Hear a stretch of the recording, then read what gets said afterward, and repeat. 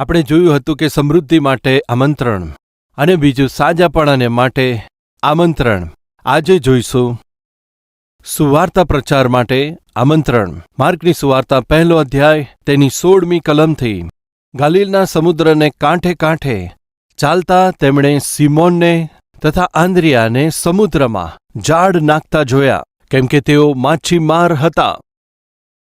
પ્રભુ ઈસુએ તેમને કહ્યું, મારી પાછળ આવો. આમંત્રણ, મારી પાછળ આવો. હું તમને માણસોના પકડનારા બનાવીશ. એ રીતે તેમને કહ્યું, અને તેઓ તરત જ પોતાની જાળો છોડીને તેની પાછળ ચાલવા લાગ્યા. કોણ છે આ લોકો? સિમોન તથા આંદ્રિયા. સિમોન તથા આંદ્રિયા. હવે 19મી કલમ. થોડું આગળ વધીને તેણે જબ્દીના દીકરા યાકૂબ તથા તેના ભાઈ યોહાનને નાવ પર જાળોને સાંધતા જોયા, અને તરત જ તેણે બોલાવ્યા, અને તરત જ તેમણે પોતાના પિતા જબ્દી અને તેમના મજૂરો સાથે નાવ સાથે છોડીને તેમની પાછળ તેઓ ચાલવા લાગ્યા. આ રીતે આમંત્રણ, આવો. શા માટે જાણું છું? હું તમને માણસને પકડનાર માછીમાર બનાવીશ.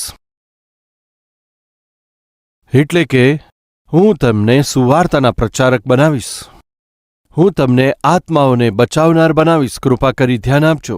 કેટલાક પૈસાને માટે પરિશ્રમ કરે છે, કેટલાક સોના ચાંદીને માટે પરિશ્રમ કરે છે, કેટલાક લોકો જમીનો અને ખેતરોને ખરીદે છે અને એ રીતે સંપત્તિ વધારવાનો પ્રયાસ કરે છે.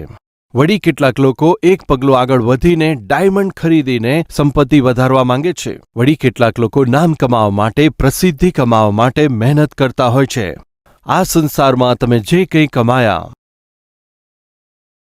તે ગમે તે હોઈ શકે છે, પરંતુ સર્વ કમાણીમાં સૌથી વિશેષ જે કંઈ છે એ તો છે આત્મા બચાવવા. આત્માનું ફળ. સામાન્ય રીતે જ્યારે કોઈ વ્યક્તિ પ્રસિદ્ધિ પામે છે, દુનિયાના લોકો તેને સ્ટાર કહે છે. સિનેમા ફિલ્ડમાં જુઓ, સામાન્ય રીતે સિતારા સ્ટાર કહે છે. તેનો અર્થ એ છે કે તે ઊંચા સ્થાનમાં પહોંચી ગયા છે. એટલા માટે સ્ટાર. તમે કયા સ્ટાર છો જાણો છો? સ્ટાર. વલાઓ, તમે જાણો છો, બાઇબલમાં પણ મહાન મહાન લોકોની તુલના સ્ટાર સાથે થઈ છે. આવો તેને વાંચી. દાનિયેલનું પુસ્તક, તેનો અંતિમ અધ્યાય. ઘણાને નેકીમાં જે લાવે છે તેમની ચમક આકાશના તારાઓની જેમ. જે ઘણાને નેકીમાં જેઓ વાળી લાવે છે તે આકાશના તારાઓની જેમ સદાકાળ પ્રકાશમાન રહેશે. તારાઓની જેમ પ્રકાશમાન રહેશે. તારાઓ એટલે કે સ્ટાર્સ. તો પરમેશ્વરની દ્રષ્ટિમાં તારાઓ કોણ છે? આજે દુનિયાની નજરમાં ઘણા બધા તારાઓ છે, ઘણા સિતારાઓ છે, પરંતુ પરમેશ્વરની દ્રષ્ટિમાં પણ કેટલાક સિતારા છે જેઓ શીખવાડે છે તેમની ચમક આકાશના તારાઓની જેમ. જે ઘણાને નેકીમાં વાળી લાવે છે તેઓ આકાશના તારાઓની માફક હંમેશા પ્રકાશિત રહેશે. તારાઓની જેમ સદાકાળ પ્રકાશમાન રહેશે. આ રીતે બાઇબલ જણાવે છે. હું પૂછું છું, મિત્રો, આપણામાંથી કેટલા સ્ટાર જેવા છે? પોતાને પૂછશો. એકવાર ધ્યાન આપજો. પરમેશ્વર કહે છે કે આવો, હું તમને મનુષ્યને પકડનારા બનાવીશ. આવો, મારી પાછળ આવો. હું તમને આત્માઓ બચાવનારા બનાવીશ. ઘણા લોકોનો વિચાર એવો છે કે આત્માઓ જીતવા એટલે કે બસ પ્રચાર કરવો. એવા વિચારો ઘણાને હોય છે. પણ કૃપા કરી સાંભળો. ચોક્કસ કેટલાક અદ્ભુત રીતે પ્રચાર કરે છે. સાંભળનારા પણ ખૂબ જ આશા સાથે, વિશ્વાસ સાથે સાંભળતા હોય છે, પરંતુ ખબર નહીં કેમ તે સાંભળનારાઓમાં ઉદ્ધાર કે પછી તે સાંભળનારાઓમાં કોઈ પણ પ્રકારનો સુધારો દેખાતો નથી. કેટલાક સેવક પ્રચાર કરતા જ રહે છે, કરતા જ રહે છે, કરતા જ રહે છે. 2 વર્ષથી, 5 વર્ષથી, 20 વર્ષથી બસ પ્રચાર કરતા જ રહે છે. 20 વર્ષ પહેલા મંડળીની અંદર 100 વ્યક્તિઓ સભ્ય હતા, આજે પણ એટલા જ છે. ત્યારે હું પૂછું છું, એમના પ્રચારથી શું કંઈ કામ થાય છે? ના વાલાઓ, પ્રચાર તો કરી રહ્યા છે, પરંતુ એમના જીવનોમાં કોઈ પ્રભાવ નથી પડતો. ખરેખર તેમના પ્રચારમાં પ્રભાવ હોવાથી શા માટે મંડળીની વૃદ્ધિ નથી થઈ? કોઈ પ્રગતિ વગર. શા માટે મંડળી એટલી જ રહી ગઈ છે? વૃદ્ધિ વગર. પ્રચાર તો કરી રહ્યા છે, પરંતુ તે સંદેશ લોકોની અંદર સુધારો નથી લાવી શકતા. તેનું કારણ જાણો છો? તે પ્રચારકોના જીવનમાં અને તેમના સંદેશામાં ફરક હોય છે. એટલે તમે પ્રચાર તો કરો છો, પરંતુ પ્રચાર અનુસાર તમારું જીવન ના હોવાથી લોકોની અંદર પ્રભાવ અસર નહીં થાય. એટલે કે બની શકે તમે પ્રચાર ના કરતા હોય, પરંતુ તમારો વ્યવહાર વચન અનુસાર હોય તો તમારું જીવન ઘણા લોકોના જીવનમાં સુધારો લઈને આવશે. વલાઓ, મારા મોટા ભાઈ, તેઓ ઉદ્ધાર પામ્યા. તેમનો ઉદ્ધારનો અનુભવ અદ્ભુત છે. મારા ભાઈ જ્યારે MBBSનો અભ્યાસ કરતા હતા, એક ચર્ચમાં તેઓ જતા હતા. તે ચર્ચની અંદર જઈને મારા ભાઈ ત્યાંના પાસ્ટરના તેમનો સંદેશ નિયમિત રીતે સાંભળતા હતા. વલાઓ, તે પાસ્ટર સાહેબના સંદેશ દ્વારા તેઓ ઉદ્ધાર પામ્યા નથી. ઉત્તમ સાક્ષી છે. જ્યારે તેઓ MBBSનો અભ્યાસ કરતા હતા, સમય પર ચર્ચમાં જતા હતા, પાસ્ટર સાહેબનો સંદેશ સાંભળતા હતા. તે પાસ્ટર સાહેબના સંદેશથી તેઓ ઉદ્ધાર પામ્યા એમ નહોતું. તો પછી તમે કેવી રીતે ઉદ્ધાર પામ્યા પૂછ્યું તો ત્યારે તેમણે સુંદર જવાબ આપ્યો. હું જે મંડળીમાં જઉં છું તે પાસ્ટર સાહેબનો સ્વભાવ અને તેમના પત્નીનો સ્વભાવ એક માં સમાન હતો. તેથી મારા જીવનમાં ખૂબ પ્રભાવ પડ્યો. મારે તેમની સાથે કોઈ પરિચય ના હોવા છતાં, મેં તેમની સાથે જન્મ નથી લીધો તેમ છતાં, જ્યારે તેઓ મને એક બેટાની જેમ પ્રેમ બતાવતા હતા, ત્યારે મેં વિચાર્યું કે જો આમનામાં આટલો બધો પ્રેમ છે તો જે પ્રભુનો એ પ્રચાર કરે છે તેમનામાં કેટલો પ્રેમ હશે. એટલે મેં ખ્રિસ્તને ઉદ્ધારકર્તા તરીકે સ્વીકાર કર્યા. વાલાઓ, સમજો છો? મારા ભાઈએ કહ્યું કે કોઈના પ્રચાર દ્વારા હું ઉદ્ધાર પામ્યો નથી. તો પછી પરંતુ પ્રચાર કરનારાના જીવનને ધ્યાનથી જોવાથી હું ઉદ્ધાર પામ્યો છું. એ જ પ્રમાણે પ્રિય ભાઈ તથા બહેન, ખાલી પ્રચાર કરવાની જરૂર નથી. તમારા પતિ કે પત્નીમાં સુધારો આવે એટલા માટે, બાળકોમાં સુધારો આવે એટલા માટે ખાલી પ્રચાર કરવાની જરૂર નથી. પરંતુ આ વચન અને સંદેશના આધાર પર જીવન જીવશો તો ઘણાને પ્રભાવિત કરી શકશો. વાલાઓ, એક વિશ્વાસુ પત્ની પોતાના પ્રચાર દ્વારા પતિમાં બદલાવ લાવી શકે છે એવું બાઇબલમાં ક્યાંય જોયું છે? અથવા એક વિશ્વાસુ પતિ પોતાના પ્રચાર દ્વારા પત્નીમાં બદલાવ લાવી શકે છે એવું જોયું છે? એક વિશ્વાસી પતિ અથવા એક વિશ્વાસી પત્ની પોતપોતાના વિશ્વાસ દ્વારા, કયો વિશ્વાસ? કરણીઓ સાથેનો, કરણી વગર નહીં, એવા વિશ્વાસ દ્વારા પોતાના પતિ અથવા પત્નીમાં સુધારો લાવી શકે છે. વાલાઓ, એક પતિ હતા, તે દુષ્ટ હતા, પત્નીને ખૂબ જ મારતા હતા અને તે એક વિશ્વાસી નહોતા. તેની ખરાબ ટેવો હતી, દારૂ પીતા હતા. પરંતુ તેમની પત્ની ખૂબ જ આત્મિક અને પ્રાર્થનાવાદી હતા. પતિ ગમે તેટલા દુષ્ટ હોય, મરજી પ્રમાણે જીવતા હોય, પરંતુ તેમણે પોતાની જવાબદારીમાં ક્યારેય બેદરકારી નહોતી કરી. પતિને પ્રેમ કરવાના વિષયમાં હોય કે પતિને ભોજન બનાવીને ખવડાવવાના વિષયમાં હોય, એક ગૃહિણી તરીકે પોતાની જવાબદારીને તે ક્યારેય ના ભૂલી. તેનો પતિ એટલો બધો દુષ્ટ હતો કે તેણે બનાવેલા ભોજનને ખાઈને પછી તેને મારતો હતો, તેને ખૂબ જ સતાવતો હતો. વલાઓ, એક દિવસે તે પતિ ખૂબ જ પીને આવ્યો. ઘરમાં પત્ની પ્રાર્થના કરતી હતી. તેને જોઈને ચોટલો પકડીને તેને ખૂબ જ માર્યો. તેને ઘસડીને ઘરની બહાર ઘસેડતા આખા ગામની બહાર લઈ ગયો. સુમસાન અને ઉજ્જડ જગ્યાએ તેને પછાડીને તેને પ્રશ્ન કર્યો. શું પૂછ્યું? તારા પરમેશ્વર મહાન છે, મહાન છે એમ કહે છે ને? તારા પરમેશ્વર સારા છે કહે છે ને? તારા પરમેશ્વર તો સહાયતા કરે છે એમ તું બોલે છે ને? તો હવે જણાવ, મેં તને ખૂબ જ મારી અને ઘરેથી ઘસેડીને અહીંયા લઈ આવ્યો અને પછાડીને તને મારી છે. હવે જણાવ, તારા પરમેશ્વરે શું કર્યું? બોલ. હમણાં તને ગામની બહાર લાવી, તને પછાડીને મારી છે. પરમેશ્વરે શું કર્યું છે? પરમેશ્વરે શું કર્યું? પરમેશ્વર શું કરી શકે છે? આવો હતો તે મૂર્ખનો પ્રશ્ન. પરંતુ તે રડતા, આંસુ લૂછતા શું કહે છે જાણો છો? તમે બધાની આગળ મને લજ્જિત કરી, ચોટલી પકડીને મને મારતા ઘસેડીને અહીંયા લાવ્યા છો અને મને પૂછી રહ્યા છો તમારા પરમેશ્વર શું કરશે અને શું કરી શકે છે એમ પૂછો છો. તમે મને ગમે તેટલું દુઃખ આપો, મારા પ્રભુએ શું કર્યું છે જાણો છો? શું કર્યું છે? તમને ક્ષમા આપવાનું મન આપ્યું છે. તો પણ હું તમને પ્રેમ કરું એવું મન મને આપ્યું છે. એનાથી અધિક હું શું કરું? આ સાંભળીને તેનો પતિ આશ્ચર્યમાં પડીને કહેવા લાગ્યો, અરે તને આટલું માર્યું તો પણ મારા પર તને ક્રોધ નથી આવતો? આટલું બધું તને મારવા છતાં તું મને પ્રેમ કરે છે, મારો આદર કરે છે અને મને ક્ષમા આપી રહી છે. તારા પરમેશ્વર સામાન્ય નથી. વલાવ, આ સ્ત્રીના પ્રચાર દ્વારા એનો પતિનું જીવન નથી બદલાયું, પણ એના જીવન દ્વારા. વલાવ, આજે દરેકને પરમેશ્વર બોલાવે છે, આવો, હું તમને મનુષ્યને પકડનારા બનાવીશ. વાલા બહેનો, પરમેશ્વરે તમને એવા પતિ કેમ આપ્યા છે જાણો છો? તમારા પ્રેમ દ્વારા, આત્મિકતાને લીધે તમારા પતિ ઉદ્ધાર પામે એટલે. પ્રિય ભાઈ, જાણો છો તમને પરમેશ્વરે એવી પત્ની કેમ આપી છે જાણો છો? કે જેથી તમારા આદર્શ જીવન દ્વારા, તમારી આત્મિકતાને લીધે, તમારા પ્રેમ દ્વારા પત્નીને ઉદ્ધાર પામાડશો, એટલે તમારા બાળકોમાં સુધાર લાવશો. એટલા માટે વાલાઓ, પરમેશ્વર તમને બોલાવે છે.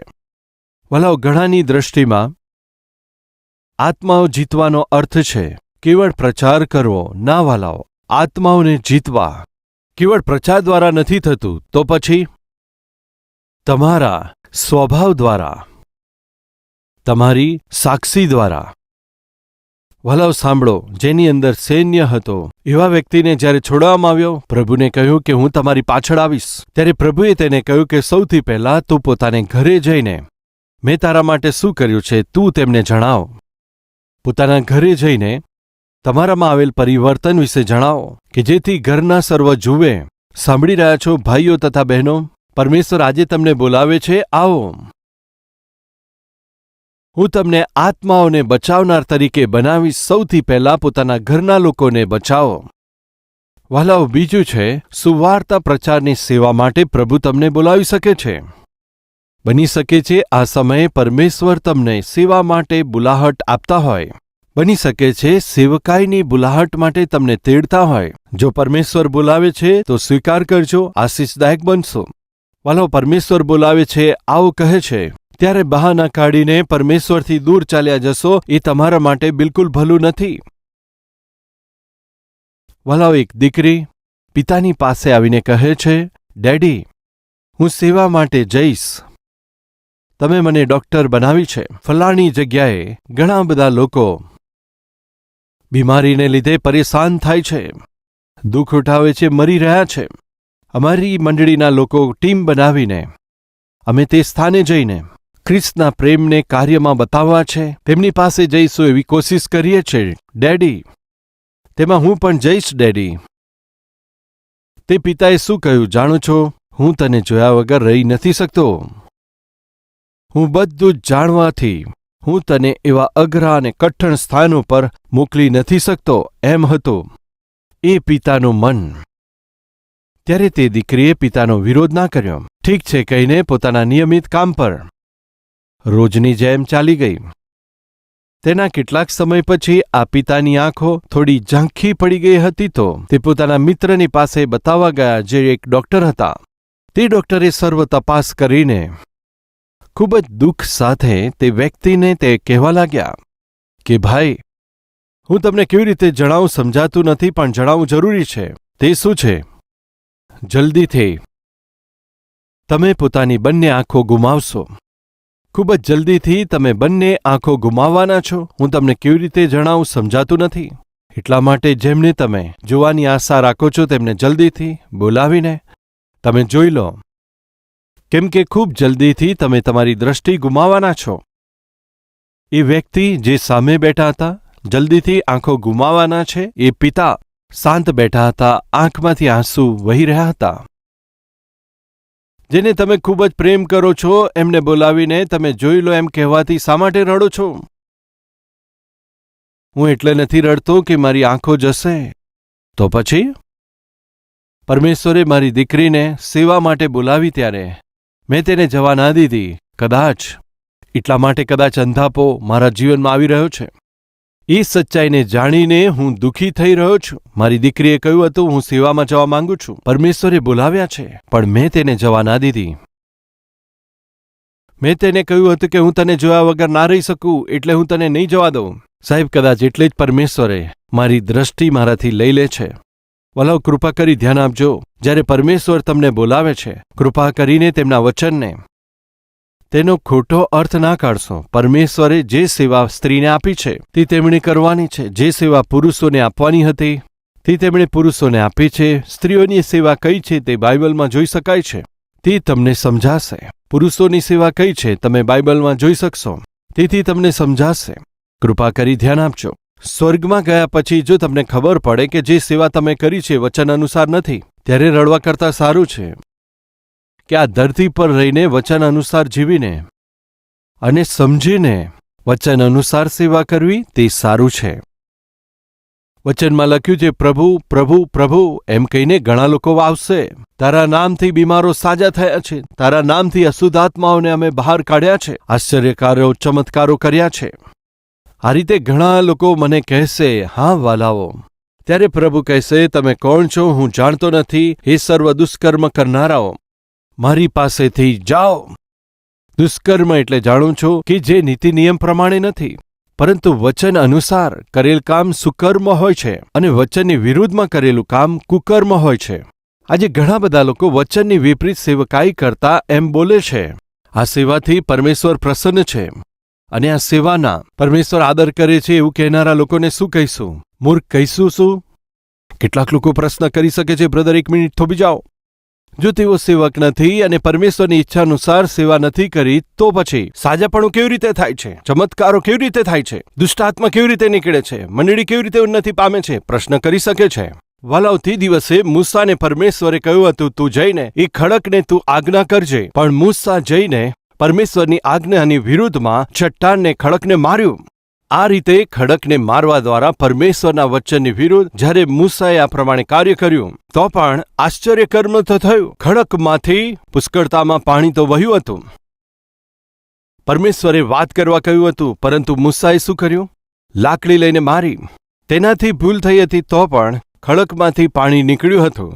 સર્વ લોકોએ એ જોયું કે મૂસાએ જઈને લાકડી લઈને ખડકને મારી તો તે ખડકમાંથી પુષ્કળતામાં પાણી વહ્યું. વાહ, કેટલો ચમત્કાર છે! આ રીતે ત્યાંના લોકો કહેવા લાગ્યા. જો આજના સમય પ્રમાણે જો મીડિયા ત્યાં આગળ હોય તો દરેક ન્યૂઝપેપરમાં અને દરેક ટીવીમાં બ્રેકિંગ ન્યૂઝ શું હોત? અરે મહાન ચમત્કાર! એક સેવકે, એક પ્રચારકે જ્યારે ખડક ઉપર લાકડી લઈને મારી તો તે ખડકમાંથી લાખો લોકો પાણી પી શકે એ રીતે પુષ્કળતામાં પાણી વહેવા લાગ્યું. ચમત્કાર થઈ ગયો. પેપરમાં હોઈ શકે છે, ન્યૂઝ ચેનલમાં આવી શકે છે, બ્રેકિંગ ન્યૂઝ હોઈ શકે છે. ભલાઓ, પરંતુ સ્વર્ગમાંથી પરમેશ્વરે જોયું, મૂસા આ તે શું કર્યું? આવું નહોતું કરવાનું. લોકો ભલે તારા ચમત્કાર જોતા હોય, પરંતુ તારા અનાજ્ઞાકારિતાને હું જોઉં છું.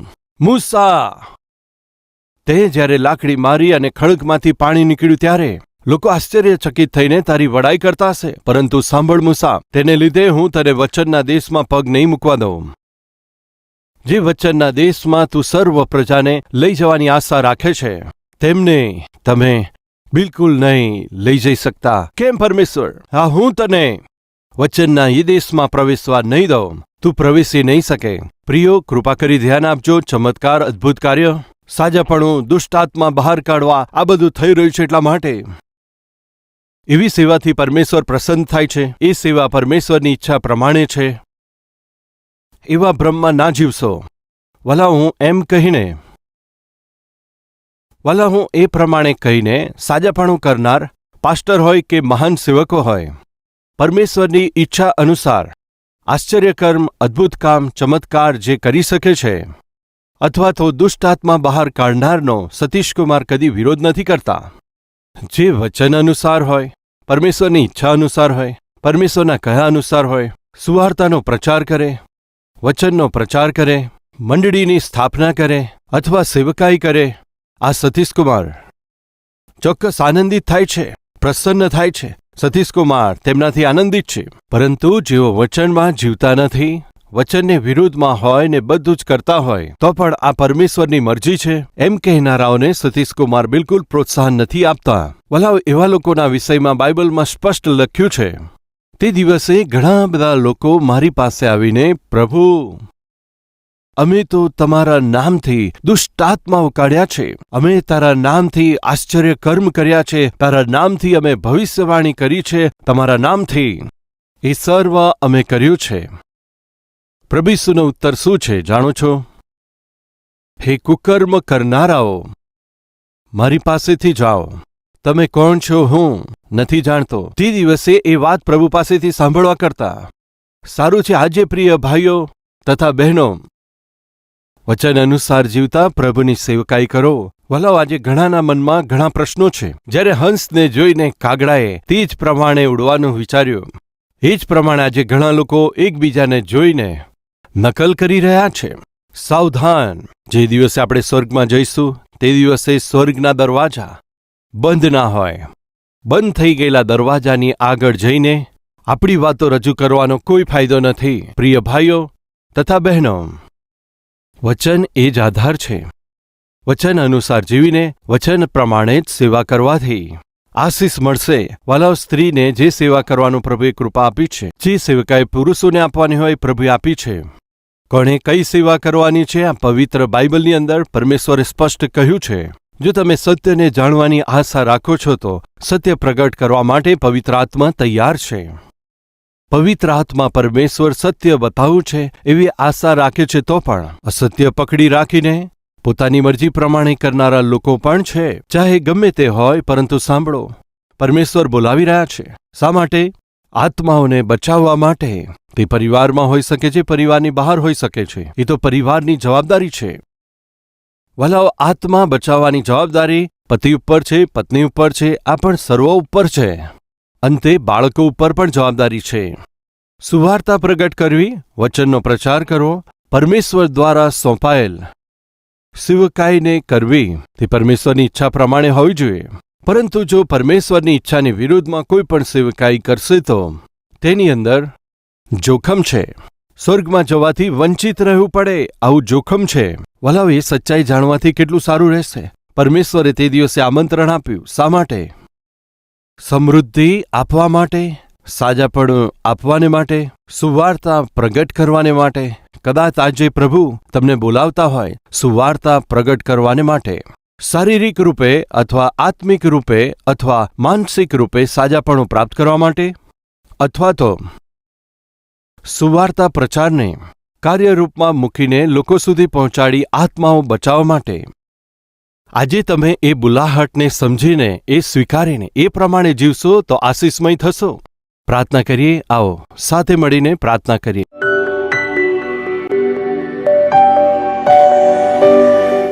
મહાન પવિત્ર પ્રેમી પરમેશ્વર પિતા, સીધું ને સ્પષ્ટ આજે અમારી સાથે વાત કરી.